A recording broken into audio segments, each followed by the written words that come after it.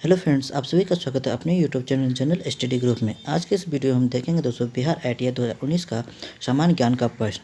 दोस्तों इसमें 50 प्रश्न आपके सामने लेके आए हैं। दोस्तों इसमें एक एक करके सारे प्रश्न का डिस्कशन करेंगे आपके सामने, इसलिए वीडियो को लास्ट तक बने रहे। वीडियो अच्छा लगे तो वीडियो को लाइक और चैनल को सब्सक्राइब कीजिएगा। अगर आप कोई भी गवर्नमेंट जॉब की तैयारी करते हैं तो चलिए शुरू करते हैं आज का वीडियो।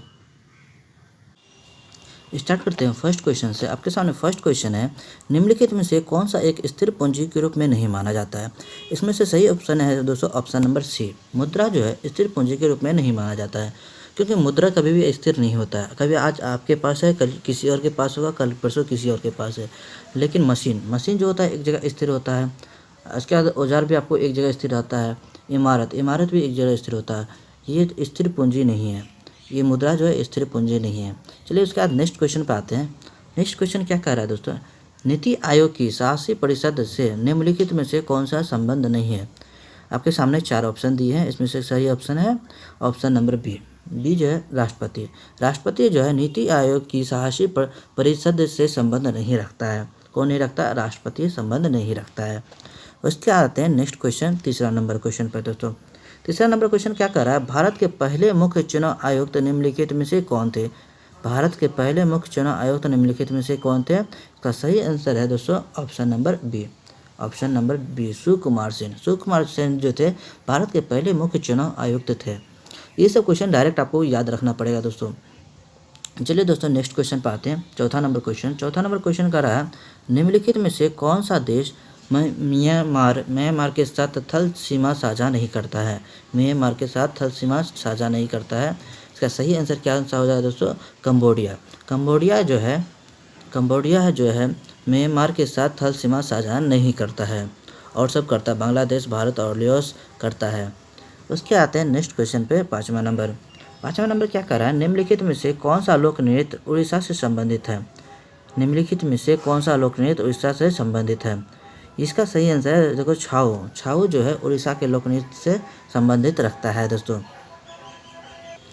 छऊ एक आदिवासी नृत्य है जो बंगाल, उड़ीसा और झारखंड में लोकप्रिय है। विशेष रूप से ये 3 प्रकार के छऊ नृत्य प्रचलित हैं। सरेकलो छऊ झारखंड में और म्यूभोज छऊ ये उड़ीसा में, पुरुलिया छऊ ये बंगाल में। ये 3 नृत्य प्रचलित हैं दोस्तों। चलिए दोस्तों इसका नेक्स्ट क्वेश्चन पे आते हैं। नेक्स्ट क्वेश्चन क्या है, निम्नलिखित में से कौन सी नेहरू रिपोर्ट की अनुशंसा नहीं थी। इसका सही आंसर क्या हो जाएगा दोस्तों, इसका सही आंसर हो जाएगा 6 नंबर का ऑप्शन नंबर बी पृथक निर्वाचन मंडल जो है नेहरू रिपोर्ट की अनुशंसा नहीं थी। 28 अगस्त 1928 को नेहरू समिति की ने अपनी रिपोर्ट प्रस्तुत की। इस रिपोर्ट के प्रमुख सिफारिश निम्नलिखित थी, भाषाई आधार पर प्रांतों का गठन हो, संयुक्त निर्वाचन प्रणाली अपनाई जाए, भारत को डायनेमिक का दर्जा दिया जाए, भारत धर्मनिरपेक्ष राज्य होगा। ये सब इनकी थी रिपोर्ट। ये पृथक निर्वाचन मंडल इनकी रिपोर्ट नहीं थी। चलिए दोस्तों नेक्स्ट क्वेश्चन पे आते हैं। 7वां नंबर क्वेश्चन क्या कह रहा है, संयुक्त राज्य अमेरिका ने किस वर्ष दूसरे विश्व युद्ध में प्रवेश किया। तो इसका सही ऑप्शन क्या होगा, इसका सही आंसर हो जाएगा दोस्तों ऑप्शन नंबर बी 1941। क्या हो जाएगा दोस्तों, 1941 में संयुक्त राज्य अमेरिका ने दूसरे विश्व युद्ध में प्रवेश किया। कितने ईस्वी में किया, 1941 ईस्वी में। द्वितीय विश्व युद्ध की शुरुआत कब हुई थी, 1 सितंबर 1939 को इसकी शुरुआत हुई थी। यह 2 सितंबर 1945 को समाप्त हुआ। दूसरा विश्व युद्ध कब स्टार्ट हुआ था दोस्तों, 1939 में स्टार्ट हुआ था। कब हुआ था, आपसे पूछ सकता है दूसरा विश्व युद्ध कब स्टार्ट हुआ था। ये जो स्टार्ट हुआ था दोस्तों 1 सितंबर 1939 में स्टार्ट हुआ था, और 2 सितंबर 1945 को खत्म हो गया था, समाप्त हो गया था। ये इंपॉर्टेंट पॉइंट इसका याद रखिएगा। चलिए दोस्तों नेक्स्ट क्वेश्चन पर आते हैं। 8वां पर, निम्नलिखित में से किस वर्ष को संयुक्त राष्ट्र द्वारा स्वदेशी भाषाओं के अंतर्राष्ट्रीय वर्ष के रूप में घोषित किया गया है। किस वर्ष को घोषित किया गया दोस्तों, इसका सही आंसर क्या हो जाएगा, आप लोग गैस कीजिए। इसका सही आंसर हो जाएगा 2019 को विश्व का संयुक्त राष्ट्र द्वारा स्वदेशी भाषाओं के अंतर्राष्ट्रीय रूप में घोषित किया गया। चलिए दोस्तों नेक्स्ट क्वेश्चन पर आते हैं। नेक्स्ट क्वेश्चन क्या कहता है, नंबर निम्नलिखित में से किस मुगल सम्राट द्वारा आगरा के किले का निर्माण किया गया? इसमें बहुत सारे स्टूडेंट कन्फ्यूज करते हैं, लोग शाहजहाँ मारते हैं, लेकिन इसका शाहजहाँ आंसर नहीं होगा। इसका जो आंसर होगा दोस्तों अकबर होगा। क्या होगा? अकबर। यहाँ पे किले का, यहाँ पे क्वेश्चन आप लोग ठीक से पढ़िएगा। यहाँ पे कहा किस मुगल सम्राट द्वारा आगरा के, यहाँ पे ताजमहल नहीं कह रहा है, किले का निर्माण कर रहा था। किले का जब भी निर्माण कहेगा तो आप अब लोग अकबर मारिएगा, और ताजमहल कहेगा तो शाहजहाँ मारिएगा। याद रखिएगा दोस्तों इसमें। चलिए दोस्तों, इसमें थोड़ा इंपॉर्टेंट पॉइंट देख लेते हैं। नंबर में आगरा का किले का यूनेस्को द्वारा घोषित विश्व धरोहर स्थल है। किसके द्वारा धरोहर?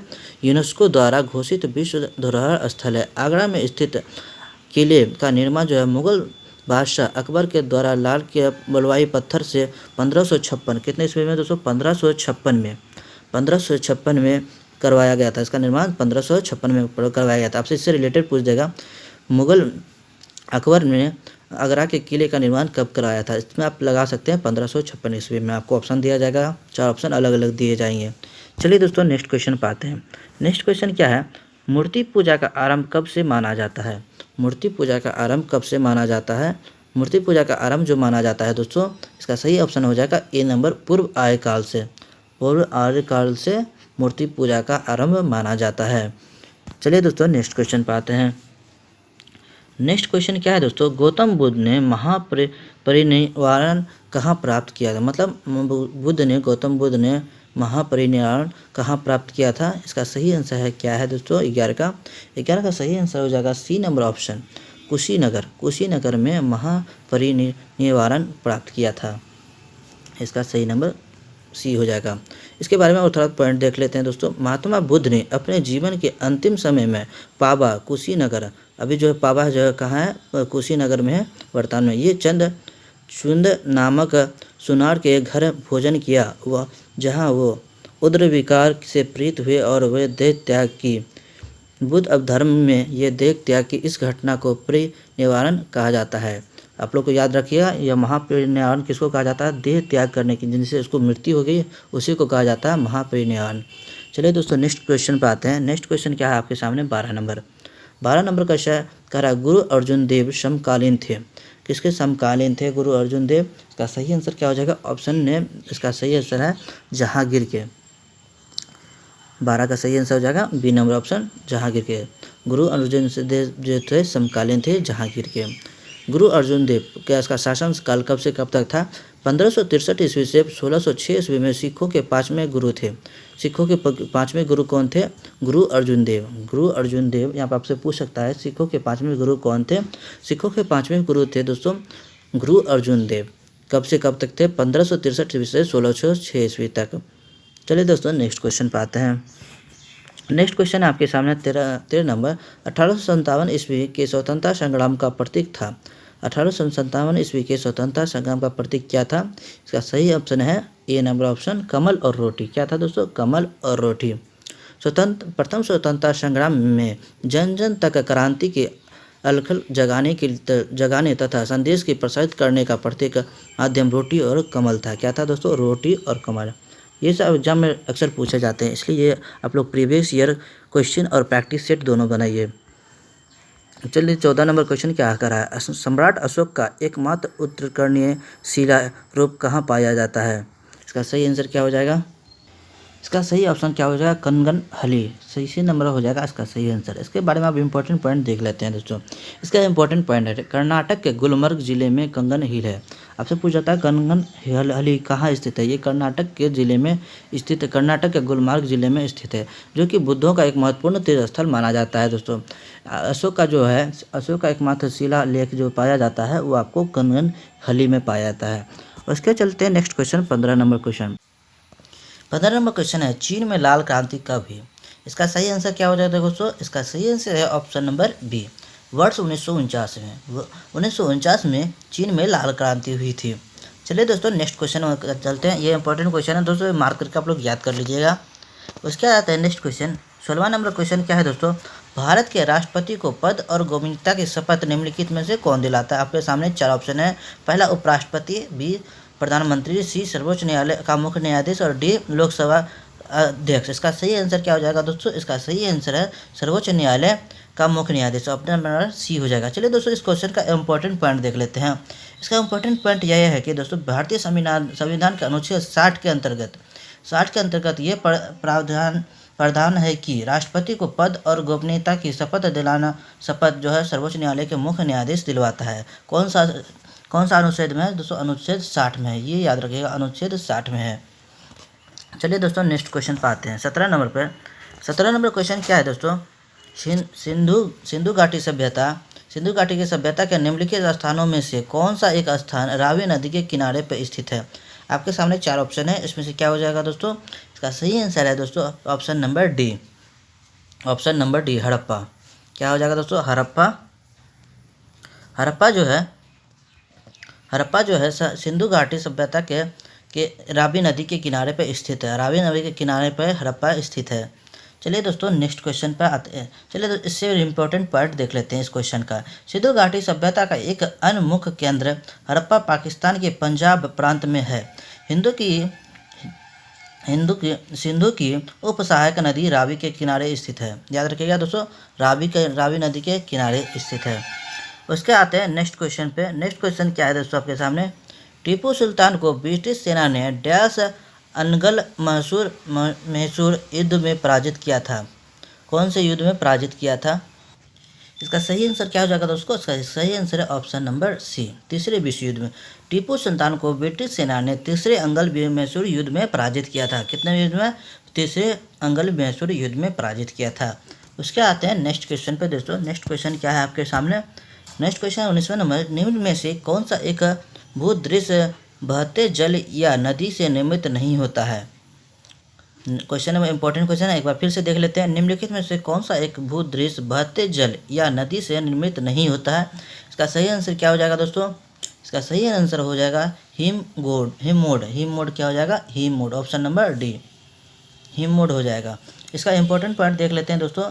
वी आकार की घाटी विप्रस्थ एवं नदी के तलीय भाग में गड्ढों का निर्माण बहते जल या नदियों का द्वारा होता है, जबकि हिममोड के निर्माण में नदी द्वारा लाए गए अवसादों के जमाव से हिममोड का निर्माण होता है। याद रखिएगा दोस्तों। चलिए दोस्तों, इसका नेक्स्ट क्वेश्चन पर आते हैं। नेक्स्ट क्वेश्चन है 20 नंबर, भारत में ताज़े मीठे जल का प्रमुख स्रोत कौन सा है? ये तो आप लोग सभी जानते होंगे इस क्वेश्चन का आंसर। इसका सही आंसर क्या हो जाएगा दोस्तों? इसका सही आंसर है झीलों का जल। क्या होता है दोस्तों? झीलों का जल। भारत में झीलों का जल जो होता है ताज़े मीठे का जल होता है। इसमें ये जो जल का आप पीजिएगा बहुत मीठा लगेगा। चलिए दोस्तों, नेक्स्ट क्वेश्चन पर आते हैं। इसका इंपॉर्टेंट क्वेश्चन भी देख लेते हैं दोस्तों। भारत में लगभग 85% पेयजल का मुख्य स्रोत जो होता है भोज जल है। यह भूपट्टी के निचले चट्टानों के कणों के बीच से अंतरावकाश से विद्यमान होता है। जल की मात्रा भौम जल कहलाती है। कौन सा जल कहलाती है दोस्तों? भौम जल कहलाती है। चलिए दोस्तों, नेक्स्ट क्वेश्चन पर आते हैं। नेक्स्ट क्वेश्चन क्या है? 21वां नंबर, निम्नलिखित में से किस कंप्यूटर कुंजी द्वारा छोटे अक्षरों को बड़े अक्षरों में बदला जाता है?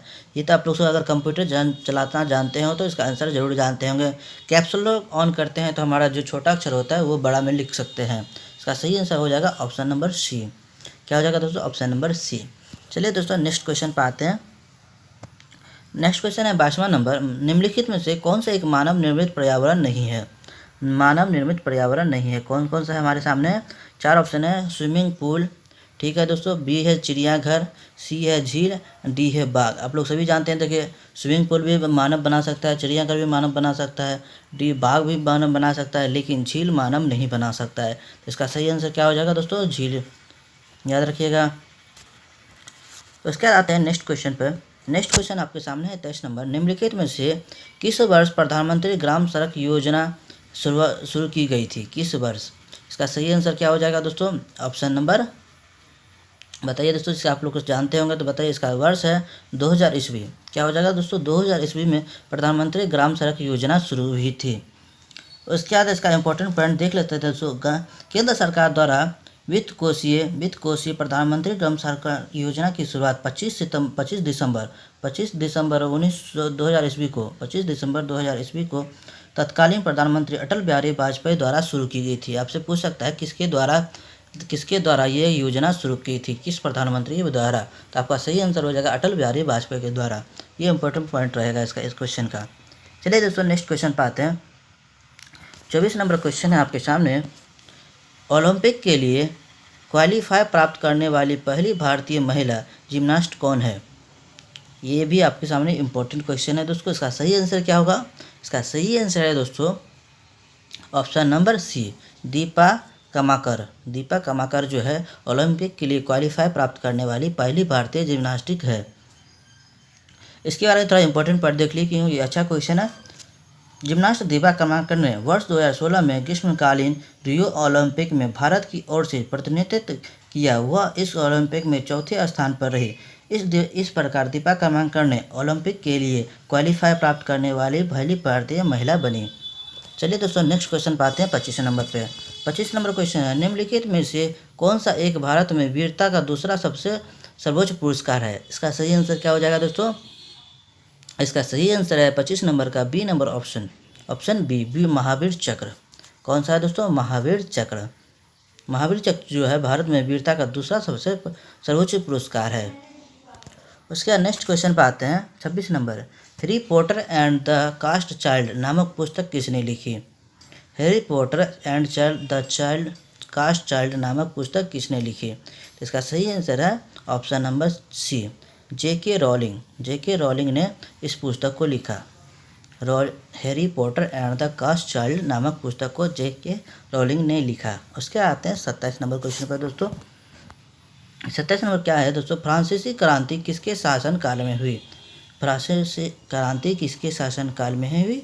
इसका सही आंसर है दोस्तों ऑप्शन नंबर सी। क्या होगा दोस्तों? Option number C, Louis 16। यहाँ पर क्या कर सकते हैं? ये जो रोमन का है 10 और 6, इसके लिए इसको कर सकते हैं लुईस 16। इसको याद रखिएगा दोस्तों। उसके आते हैं हम लोग इसके बारे में थोड़ा जान लेते हैं इंपॉर्टेंट पॉइंट दोस्तों। फ्रांसीसी क्रांति 1789 ईस्वी, 1789 ईस्वी से लेकर 1799 ईस्वी तक लुईस 16 शासनकाल में हुई थी। ये फ्रांस के इतिहास में राजनीतिक एवं सामाजिक उथल पुथल में परिवर्तन की अवधि थी। कौन सी?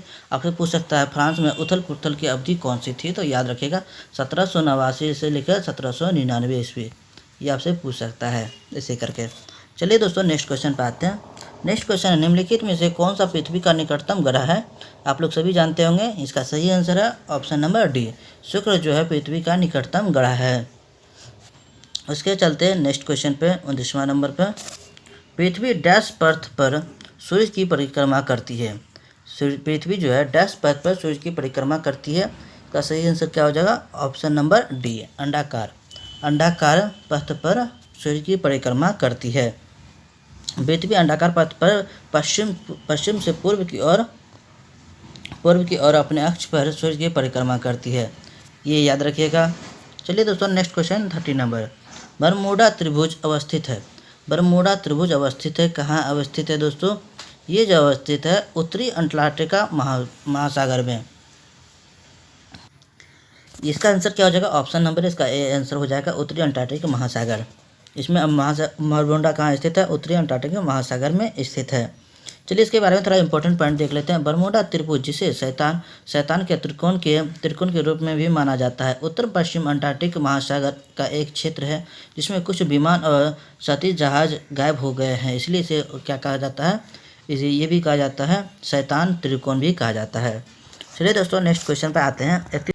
31 नंबर क्वेश्चन है दोस्तों, महाबली गंगा किस देश की सबसे बड़ी नदी है? आपके सामने 4 ऑप्शन दिए गए हैं। इसका सही आंसर है दोस्तों श्रीलंका।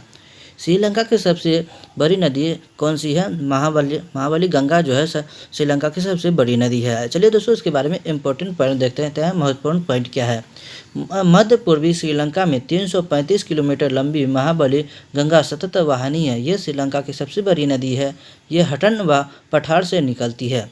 चलिए दोस्तों नेक्स्ट क्वेश्चन पे आते हैं। नेक्स्ट क्वेश्चन है 32 नंबर। निम्नलिखित में से कौन सा दर्रा सिक्किम राज्य में स्थित है? कौन सा दर्रा सिक्किम राज्य में स्थित है? इसका सही आंसर क्या हो जाएगा दोस्तों? आपके सामने 4 ऑप्शन दिए गए हैं। इसका सही आंसर हो जाएगा ऑप्शन नंबर बी। इसका ऑप्शन नंबर बी सही हो जाएगा। नाथुला एवं जेलेपला दर्रा जो है सिक्किम राज्य में स्थित है। उसके बाद चलते हैं नेक्स्ट क्वेश्चन पर दोस्तों।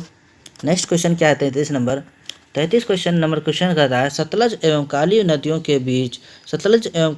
के बीच हिमालय का कौन सा प्रादेशिक विभाग स्थित है? इसका सही आंसर क्या हो जाएगा दोस्तों? इसका सही आंसर हो जाएगा ऑप्शन नंबर बी। क्या हो जाएगा दोस्तों? ऑप्शन नंबर कुमायूं हिमालय जो है सतलज एवं काली नदियों के बीच स्थित है। चलिए दोस्तों, इसके बारे में थोड़ा इंपॉर्टेंट पॉइंट देख लेते हैं। सतलज एवं काली पहाड़ियों के मध्य 320 किलोमीटर के अंतर्गत कुमायूं हिमालय स्थित है। इसके पश्चिम भाग को गढ़वाल हिमालय और पूर्वी भाग को कुमायूं हिमालय के नाम से जाना जाता है। चलिए दोस्तों, नेक्स्ट क्वेश्चन पर आते हैं। 34 नंबर, भारत का लगभग 30% क्षेत्र 3 राज्यों में समाहित है। ये 3 राज्य कौन से हैं? आपके सामने 4 ऑप्शन दिए गए हैं। इसका सही आंसर क्या हो जाएगा? इसका सही आंसर हो जाएगा दोस्तों ऑप्शन नंबर सी, राजस्थान, मध्य प्रदेश और महाराष्ट्र। ये जो 30% इसका राज्य स्थित है। चलिए दोस्तों, इसके 35 नंबर क्वेश्चन से चलते हैं। काडम पहाड़ी कहाँ स्थित है? कौन से राज्य में स्थित है? पहला नंबर ऑप्शन जम्मू कश्मीर, हिमाचल प्रदेश, केरल, महाराष्ट्र। कहाँ पे स्थित है दोस्तों? इसका सही आंसर है दोस्तों केरल में। केरल में जो है काडम पहाड़ी स्थित है। कहाँ स्थित है? केरल में स्थित है। उसका 36 नंबर क्वेश्चन है लक्षद्वीप में द्वीपों की संख्या कितनी है? लक्षद्वीप में द्वीपों की संख्या कितनी है? इसकी संख्या जो है 36 है। 36 जो है, इसका बारे में इंपॉर्टेंट पॉइंट देख लेते हैं। 36 द्वीपों का समूह जो है लक्षद्वीप एक केंद्र शासित क्षेत्र है। इसके 36 द्वीपों में केवल 10 द्वीप ही निवास योग्य है। इसका संपूर्ण क्षेत्रफल 32 वर्ग किलोमीटर, ये अरब सागर में अवस्थित है। चलिए दोस्तों, नेक्स्ट क्वेश्चन पर आए 37 नंबर क्वेश्चन क्या है? निम्नलिखित नदियों में से कौन सी एक बंगाल की खाड़ी में नहीं गिरती है? निम्नलिखित नदियों में से कौन सी एक बंगाल खाड़ी में नहीं गिरती है? इसका सही आंसर क्या हो जाएगा? जो ताप्ती नदी जो है वो बंगाल की खाड़ी में नहीं गिरती है। बाद बाकी ये सब नदियाँ गिरती है। महानदी भी गिरती है, कावेरी भी गिरती है, गोदावरी भी गिरती है। इसलिए याद रखिएगा ताप्ती नदी जो है बंगाल की खाड़ी में नहीं गिरती है। उसके आते हैं 38 नंबर क्वेश्चन पर। 38 नंबर क्वेश्चन कह रहा है किसे आधुनिक भारत का जनक कहा जाता है? किसे आधुनिक भारत का जनक कहा जाता है? इसका सही आंसर है दोस्तों राजा राम मोहन राय। सी नंबर ऑप्शन इसका सही हो जाएगा। राजा राम मोहन राय को आधुनिक भारत का जनक कहा जाता है। इसका इम्पोर्टेंट पॉइंट देख लेते हैं दोस्तों। ब्रह्म समाज की स्थापना 20 अगस्त 1828 को राजा राम मोहन राय ने की थी। इन्होंने प्रयास किए कि सती प्रथा जैसे अनेक कुरीतियों को खत्म करने के लिए, जिसके कारण इन्हें आधुनिक भारत का जनक कहा गया। याद रखिएगा दोस्तों। उसके बाद नेक्स्ट क्वेश्चन पे आते हैं। 39 नंबर क्वेश्चन है दोस्तों, वाहवी आंदोलन का मुख्य केंद्र था। आपके सामने 4 ऑप्शन है। इसका सही आंसर है दोस्तों ऑप्शन नंबर ए, पटना। वाहवी आंदोलन का मुख्य केंद्र कहाँ था दोस्तों? पटना था। वाहवी आंदोलन मुस्लिम सामाजिक धार्मिक आंदोलन था। यह रायबरेली के सैयद अहमद द्वारा इसकी स्थापना की गई थी। किसके द्वारा की गई थी दोस्तों? मुस्लिम सैयद अहमद द्वारा इसकी स्थापना की गई थी। उसके बाद चलते हैं नेक्स्ट क्वेश्चन क्या है? किसकी विफलता के बाद स्वराज पार्टी बनाई गई थी? किसकी विफलता के बाद स्वराज पार्टी बनाई गई थी? ये जो बनाई गई थी दोस्तों असहयोग आंदोलन की असफलता के बाद स्वराज पार्टी बनाई गई थी।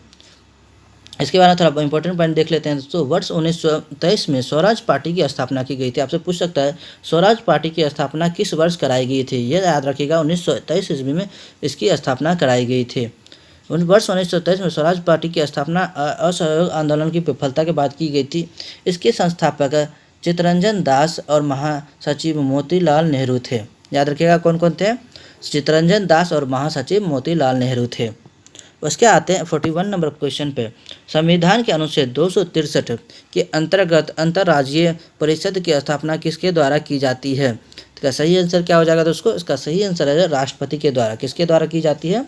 राष्ट्रपति के द्वारा संविधान अनुच्छेद 263 के अंतर्गत अंतर्राज्यीय परिषद की स्थापना राष्ट्रपति के द्वारा की जाती है। उसके आते हैं 42 नंबर क्वेश्चन पे। 42 नंबर क्या है दोस्तों? वर्ष 1976 में आपात की घोषणा के समय भारत के राष्ट्रपति कौन थे? ये क्वेश्चन आपके लिए इम्पोर्टेंट रहेगा दोस्तों। इसका सही आंसर क्या है दोस्तों? फखरुद्दीन अली मोहम्मद। कौन थे दोस्तों? वर्ष 1976 में आपातकाल की घोषणा के समय भारत के राष्ट्रपति कौन थे? अली मोहम्मद। इतना याद रखिएगा, फखरुद्दीन अली मोहम्मद। सी नंबर इसका सही आंसर हो जाएगा। चलते हैं इसका नेक्स्ट क्वेश्चन पे दोस्तों। चलिए इसका थोड़ा इंपॉर्टेंट पॉइंट देख लेते हैं। इंदिरा गांधी सरकार द्वारा अध्यारोपित देश का आपातकाल 1975 से 1976 के समय राष्ट्रपति फखरुद्दीन अली अहमद विराजमान थे। उन्होंने हस्ताक्षर के उपरांत ही आपातकाल की कार्रवाई की गई थी। चलिए दोस्तों नेक्स्ट क्वेश्चन पे आते हैं। ये क्वेश्चन इंपॉर्टेंट है दोस्तों, बार बार एग्जाम में पूछे जाते हैं दोस्तों। विश्व पर्यावरण दिवस किस तिथि को मनाया जाता है? इसका सही आंसर आप लोग सभी जानते होंगे दोस्तों। कब मनाया जाता है आप लोग जानते होंगे? 5 जून। विश्व पर्यावरण दिवस कब मनाया जाता है? ये बार बार एक क्वेश्चन पूछा जाता है, इसको याद कर लीजिएगा। दिवस से एक क्वेश्चन आपके एग्जाम में जरूर रहेगा, याद रखिएगा। उसके आता है 44 नंबर क्वेश्चन। किस संवैधानिक संशोधन द्वारा मताधिकार की उम्र 21 वर्ष से घटाकर 18 वर्ष की कर दी गई थी? किस संशोधन द्वारा? तो इसका सही आंसर क्या हो जाएगा दोस्तों? सही आंसर हो जाएगा ऑप्शन नंबर सी। 61वें संविधान संशोधन के द्वारा वर्ष मताधिकार मत देने का अधिकार जो है 21 वर्ष से घटाकर 18 वर्ष कर दिया गया। चलिए दोस्तों नेक्स्ट इसके बारे में थोड़ा इंपॉर्टेंट पॉइंट देख लीजिए। युवाओं को राजनीतिक सहभागिता बढ़ाने हेतु 61वां संविधान संशोधन में 1988 द्वारा तत्कालीन प्रधानमंत्री कौन थे उस समय? 1988 में राजीव गांधी ने मत की आयु को 21 वर्ष से घटाकर 18 वर्ष कर दिया गया था। चलिए दोस्तों नेक्स्ट क्वेश्चन पे आते हैं। नेक्स्ट क्वेश्चन क्या है दोस्तों? संविधान सभा के अस्थायी अध्यक्ष कौन थे? संविधान सभा के अस्थायी सदस्य कौन थे? इसका सही आंसर क्या हो जाएगा दोस्तों? 45 का। इसका सही आंसर सच्चिदानंद सिन्हा। कौन थे? सच्चिदानंद सिन्हा। इसके बारे में चलिए दोस्तों नेक्स्ट इसका इंपॉर्टेंट क्वेश्चन देख लेते हैं, इंपॉर्टेंट पॉइंट देख लेते हैं। 9 दिसंबर 1946 को संविधान सभा की प्रथम बैठक में अध्यक्ष पद का चुनाव न हो पाने के कारण समिति के सच्चिदानंद सिन्हा को अस्थायी अध्यक्ष चुन लिया गया था। बाद में राजेंद्र प्रसाद को अस्थायी अध्यक्ष चुना गया था। इसका नेक्स्ट क्वेश्चन है 46 नंबर दोस्तों। निम्न में से किस उच्च न्यायालय द्वारा गंगा और यमुना नदी को जीवित सत्य का दर्जा देने का आदेश दिया गया है? इसका सही आंसर क्या हो जाएगा दोस्तों?